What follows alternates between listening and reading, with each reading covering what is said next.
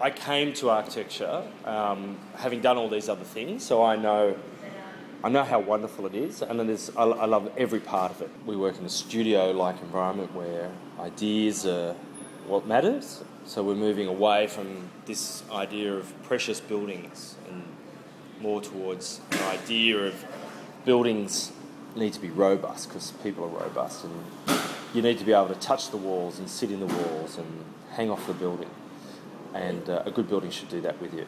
Because architecture is different from building. Architecture is about space and light, as far as I can see, and the sequences of space and light together.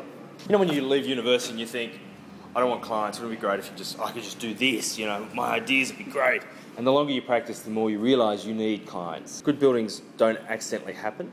They happen because of good clients, and they happen because people invest in the ideas, but you need good people along the whole way. And we tend to find the really special ones seem to be, they're gifted some extraordinary process. They flow, there's an elegance about them, and they carry that energy into a council process, and they even sometimes seduce the most dreaded of councils, and they seem to flow through. And we like working on site. We like our builders, and we like to work with the builders. And I think that comes from a comfortability for being on site.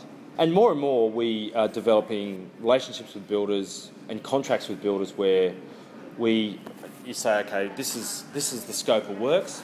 This is roughly what the cost is going to be. Let's get budgets around that, but let's do it in a sort of construction management kind of way. One continuing conversation. And then you can anchor everything with the ideas. This is what we really want to try and achieve in the place. This is the spatial idea. This is the organisational idea. This is the material idea, and everything just sort of falls around that. Through architecture, you make something, and I don't think you go into architecture thinking you're going to make a fortune, but you can have a very fulfilling and content experience, a career. Your efforts, your labours will result in a building built at the end of that, and that stays.